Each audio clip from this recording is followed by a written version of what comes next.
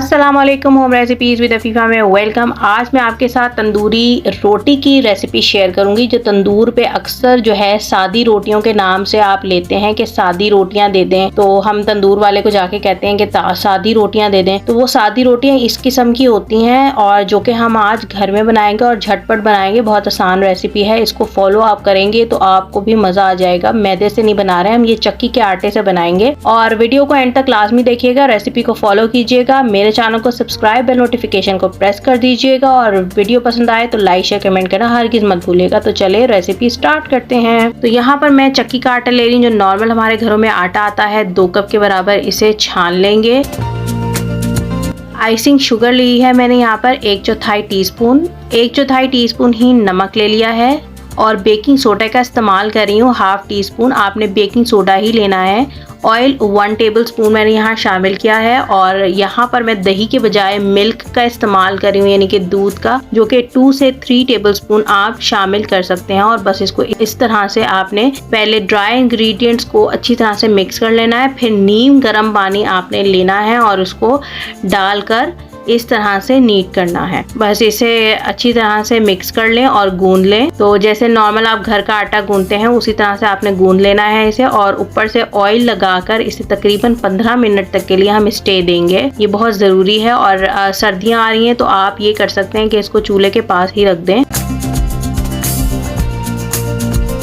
और यहाँ पे 15 मिनट हो चुके हैं। मैं इसको और अच्छी तरह से गूंद लूंगी, नीट कर लूंगी, ताकि ये सॉफ्ट सी एक डो रेडी हो जाए। तो आपने अच्छी तरह से तकरीबन 2 मिनट तक नीट करना है और बस ये हो गया है। अब यहाँ पर एक पैन लिया है, या फिर कोई आयरन का या आप एल्यूमिनियम का तवा यूज कर सकते हैं। तो बस एक पेड़ा आप अपनी मर्जी से बनाते जाएं। मैं छोटे छोटे पेड़े यहाँ पर बनाऊंगी, बॉल्स, और 3 बॉल्स मैं तकरीबन बनाऊंगी और बनाकर मैं रख लूंगी यहाँ पर। और फिर एक एक बनाते जाएं और इस तरह से करते जाएं।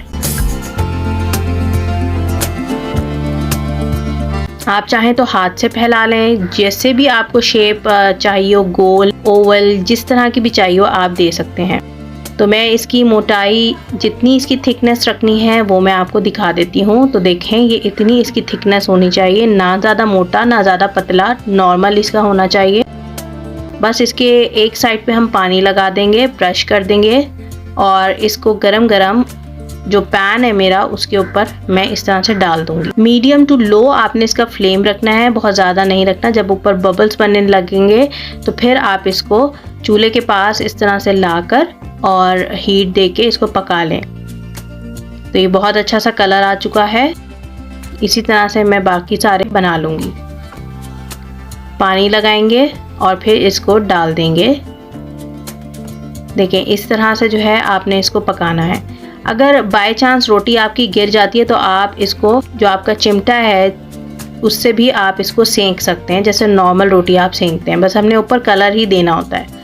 तो ये बहुत अच्छी सी रोटी रेडी हो गई है। बस इसको ब्रश कर लें देसी घी से या फिर बटर से या फिर ऑयल से। तो बस यहाँ पर हमारी तंदूरी रोटियां बिल्कुल रेडी हो चुकी हैं। देखा कितने आसानी से ये तैयार हो गई हैं। तकरीबन 15 मिनट इसको मैंने रखा था। और आगे सर्दियां हैं तो आप इसको चूल्हे के पास ही रखें, जहाँ पर आप खाना पका रहे हो अपना, और वो गर्म हो जाता है एरिया आपका, तो इसलिए आप वहीं पर रखें। बहुत अच्छी सी ये डो रेडी होगी और बहुत अच्छे ये सॉफ्ट से और ऊपर खस्ता से ये इसकी लेयर बनती है और अंदर से ये बहुत सॉफ्ट होते हैं। तो अभी मैं आपको इसको तोड़ के भी दिखाती हूँ। तो यहाँ पर देखें, मैं आपको दिखाती हूँ तोड़कर कितनी आराम से ये टूटा है।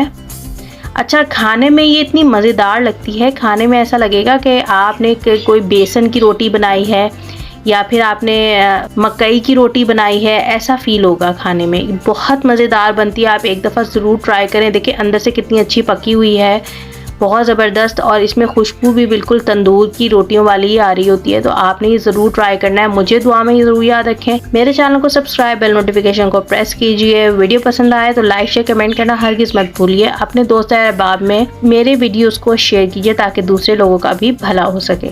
अल्लाह हाफिज़।